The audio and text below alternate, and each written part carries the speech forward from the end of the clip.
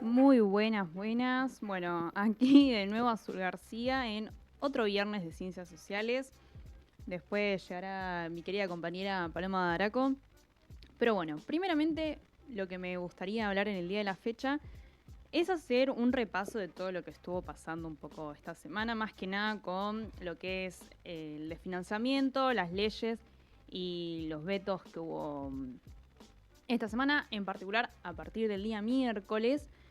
El día miércoles se vetó la ley de financiamiento universitario que había sido aprobado por ambas cámaras del Congreso, la cual actualizaba los gastos por la financiación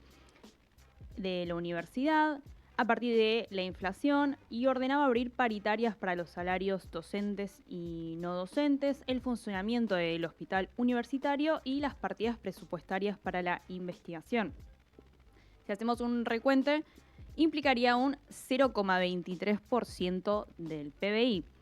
No obstante, para el gobierno ejecutivo esto fue suficiente razón para decir que había que rechazarlo por el costo fiscal, que era un costo fiscal demasiado alto y que ponía en riesgo el famoso superávit del cual alardea el Ejecutivo. Yo me pregunto lo siguiente, si un 0,23% del PBI pone en riesgo tu superávit fiscal, tal vez tanto superávit fiscal no tenés, y es un superávit fiscal bastante maquillado. También me gustaría recordar que es una forma indirecta de dejar de pagar cosas, porque si vos tenés, recordemos que el gobierno arranca con una suba inflacionaria muy marcada y taxativa, donde todo subió de golpe y no hubo una recomposición salarial y de presupuesto en distintas áreas de lo que es la educación pública, la salud pública e investigación, quiere decir que estás dejando de pagar cosas de manera indirecta, porque no estás recomponiendo el presupuesto que tendrían que tener esas actividades al día de la fecha. También podemos recordar que es un gobierno que nunca tuvo hasta ahora una planificación presupuestaria que pasara por el Congreso, que declarara por dónde iban a haber determinadas inversiones, dónde iba a crecer el presupuesto, dónde iba a bajar, simplemente va sucediendo al calor de los eventos, y que es un gobierno que mantiene el presupuesto desde el 2023, que lo va pateando, o sea que Milei, podríamos decir que gobierna con el presupuesto que tenía Alberto Fernández, absolutamente licuado por toda la inflación que hubo, ¿no?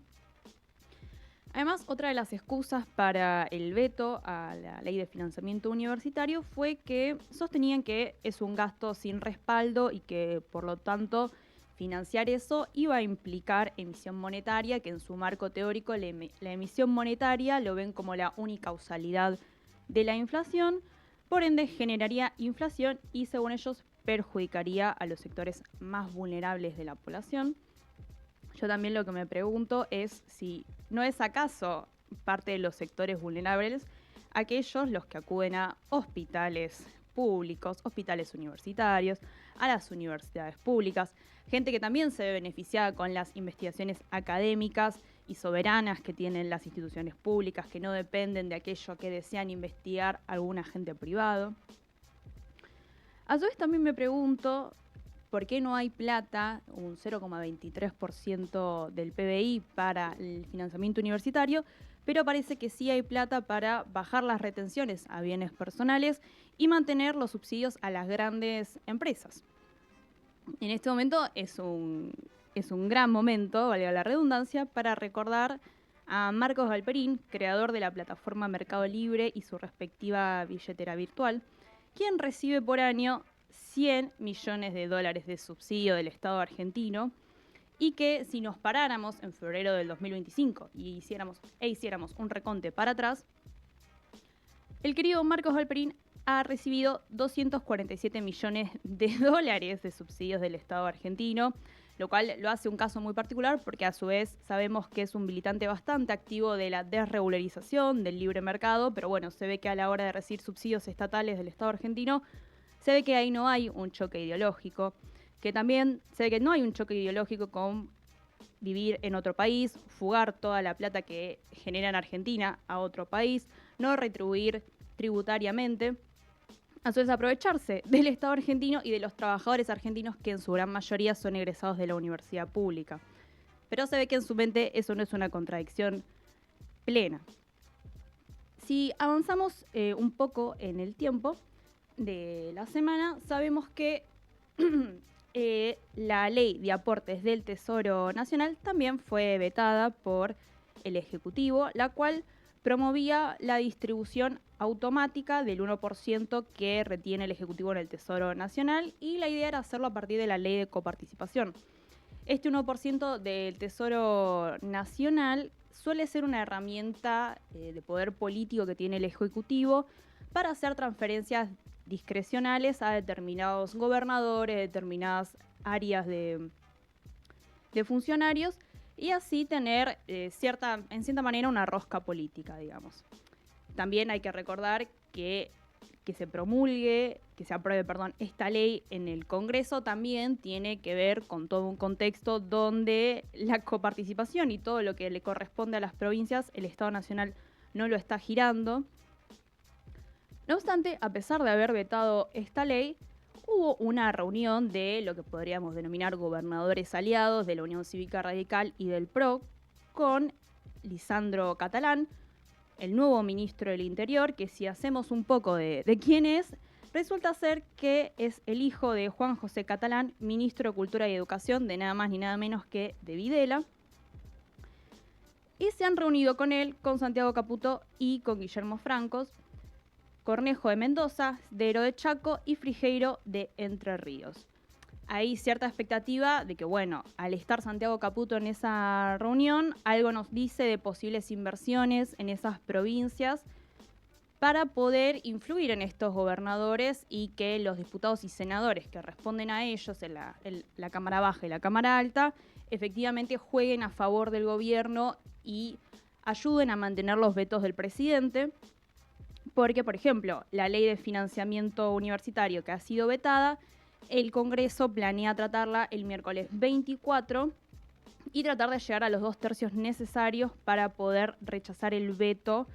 e insistir en la ley. A su vez, también tenemos que fue vetada la declaración de emergencia en salud pediátrica, que había sido un proyecto impulsado a partir de toda la movilización de los trabajadores del Hospital Garrahan, la cual era una iniciativa que exigía la asignación prioritaria e inmediata de recursos presupuestarios, una recomposición de salarios y la derogación de la resolución 2109/25, con la que el Ministerio de Salud modificó el Sistema Nacional de Residencias. Seguimos sumando todo lo que ha sucedido esta semana, la cual aparentemente se va a tratar en Cámara de Diputados el miércoles 17, nuevamente tratando de conseguir los 2/3 para poder seguir insistiendo en la ley. Como si no fuese suficiente, ayer, en el Día del Maestro y la Maestra, se publicó en el Boletín Oficial una reducción del presupuesto educativo de 100.000 millones de pesos que afecta a la gestión, a becas a estudiantes, al desarrollo de la educación superior e infraestructura y equipamiento. A su vez, estos 120.000 millones de pesos están incluidos en una reducción presupuestaria al Ministerio de Capital Humano y de Economía de 500.000 millones de pesos, que también ahí se van a ver afectados otras áreas, como por ejemplo la Secretaría Nacional de Niñez, Adolescencia y Familia, la Secretaría de Trabajo, Empleo y Seguridad Social, entre muchísimas otras. Así todo, se vienen unas álgidas semanas en el Congreso, donde el Ejecutivo va a tratar de que sus vetos no caigan y donde la oposición claramente va a tratar de llegar a los 2/3 para poder insistir y mantener las leyes. De esta manera, el Ejecutivo va a necesitar 85 miembros de la Cámara Baja para poder mantener el veto. Si aplicamos la retórica de Milei, serían 85 nuevos héroes. Ahora, lo que yo me pregunto y me gustaría insertar como semblante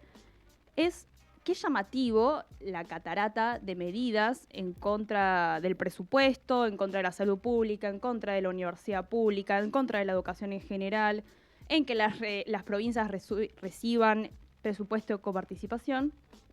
Todo esto,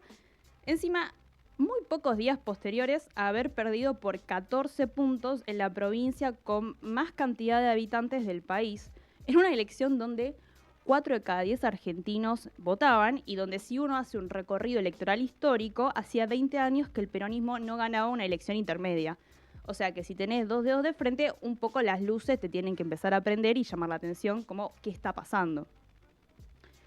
Yo a mí me pregunto qué es lo que sucede cuando los canales democráticos no son escuchados. ¿Qué pasa cuando no se escuchan los votos, cuando no se escuchan las marchas, cuando no se escuchan las movilizaciones públicas? Parecería ser que eventualmente va a haber una escalada de violencia, y no porque querramos que suceda, sino porque ya de por sí es violento que los canales democráticos no sean escuchados y sean ignorados absolutamente. Hoy a la mañana leía que ayer Adorni salió a decir que no van a entrar en un juego populista, haciendo alusión a que no van a aprobar leyes que den financiamiento a todas las áreas que venimos nombrando. Y más allá de que podemos entrar en un debate teórico-político sobre qué es el populismo, a qué nos referimos con eso, asumimos que para Adorni el populismo sería algo que conforma a las masas y las engaña para beneficio propio de la clase dirigente, digamos. Pero el problema de eso es que ellos no entienden que viven y gobiernan con diferentes actores y grupos de interés, que eso implica la idea de la democracia, digamos, saber que hay un otro que piensa distinto y no obstante tolerar esa diferencia, buscar un punto en común, entablar puentes,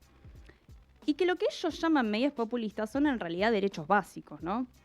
Que también es muy correlativo a su forma de entender la democracia liberal, republicana y la forma de presidencia que está en la Constitución argentina, que es una forma bastante,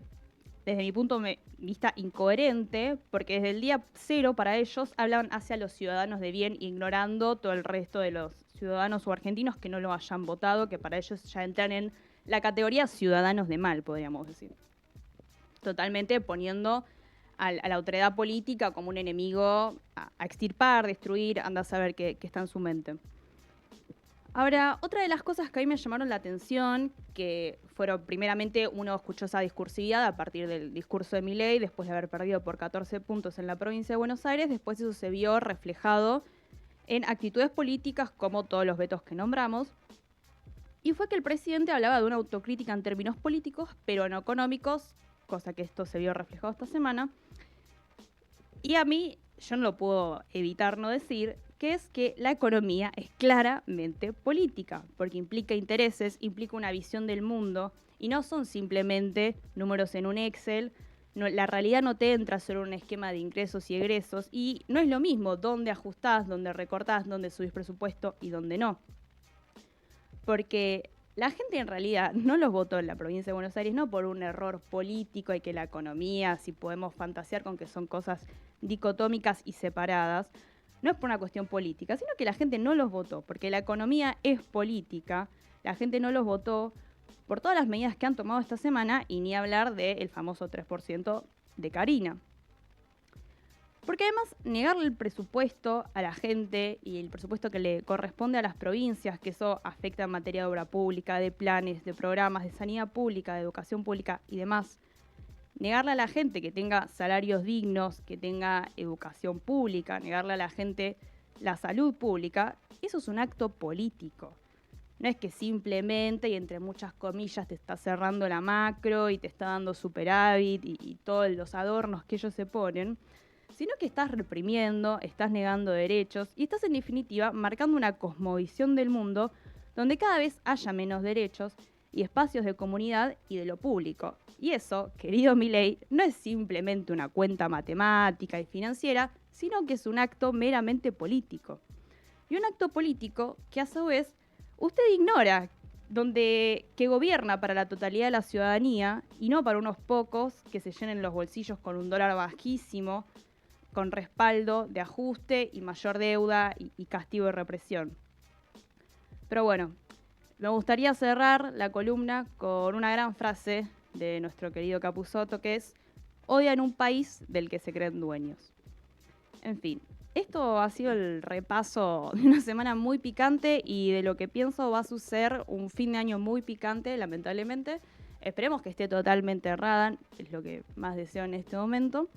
Pero bueno, esto ha sido la parte número 1 de otro viernes de Ciencias Sociales, porque del otro lado ya la tenemos a la querida Paloma Badaraco. Le mandamos un saludo. Y bueno, esto ha sido de mi parte todo por hoy y nos vemos el viernes que viene. Les mando un gran saludo y que empiecen muy bien el fin de semana.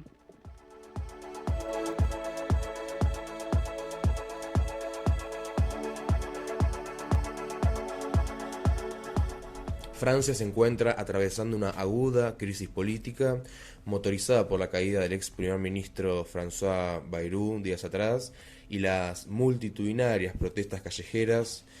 por la situación económica, social y política que atraviesa Francia en un contexto de fuerte ajuste dispuesto por las autoridades. En reemplazo de Bayrou, el presidente Emmanuel Macron designó a Sébastien Lecornu, integrante del ala más conservadora de su partido y uno de sus hombres de confianza. Sin embargo, la situación política es de suma fragilidad y nadie se anima a garantizar la estabilidad del nuevo primer ministro. Lecornu prometió el miércoles una ruptura profunda con el pasado de cara a la difícil tarea que tiene de intentar formar un gobierno con suficiente apoyo parlamentario para evitar una caída prematura.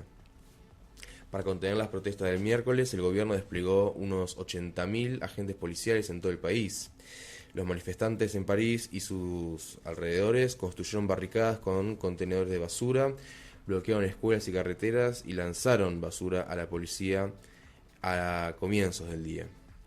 El partido de izquierda, la Francia Insumisa, anunció una moción de censura contra Lecornu en el Parlamento, pero por ahora no ha obtenido el respaldo de otros partidos.